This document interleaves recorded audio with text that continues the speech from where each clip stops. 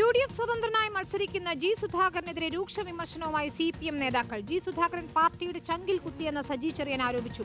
പാർട്ടിയെയും രക്തസാക്ഷികളെയും തള്ളിപ്പറഞ്ഞത് ഒരിക്കലും മറക്കില്ലെന്ന് എച്ച്സലാമും പറഞ്ഞു. എന്നാൽ സുധാകരൻ നീതിമാനായ ഭരണാധികാരിയാണെന്നായിരുന്നു PD സതീഷിന്റെ പ്രതികരണം. അമ്പലപ്പുഴയിൽ ജി സുധാകരനും എച്ച്സലാമും ഇന്ന് നാമനിർദ്ദേശ പത്രിക നൽകി. ജി സുധാകരനെതിരായ വാക്കുകളിൽ മുൻപ് കരുതലോടെയായിരുന്നു CPIM നേതാക്കളുടെ പ്രതികരണം. എന്നാൽ കോൺഗ്രസ് പിന്തുണ പരസ്യമായതോടെ നേതാക്കൾ രാഷ്ട്രീയമായി തന്നെ നേരിടുകയാണ് ജി സുധാകരനെ. കോൺഗ്രസ് നേതാവ് കെ സുധാകരന് സീറ്റ് കിട്ടിയില്ലെങ്കിലും അദ്ദേഹം പാർട്ടിയെ ചതിച്ചില്ല.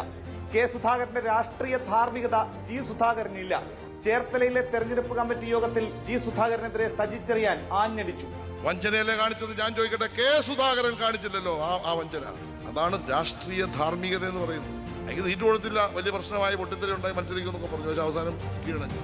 ജി സുധാകരനെ പുകഴ്ത്തി പ്രതിപക്ഷ നേതാവ് VD സതീശൻ.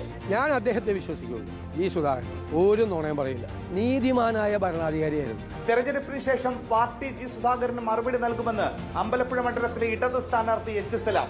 ഒരേയൊരു പാർട്ടി മെമ്പർ മാത്രമാണ് കൂടെ പോയിട്ടുള്ളത്, ഒരേ ഒരാൾ. ആ പോയ ആളെന്ന് പറയുന്നത് അദ്ദേഹത്തിന്റെ വാഹനം ഓടിക്കുന്ന ആൾ മാത്രമാണ്.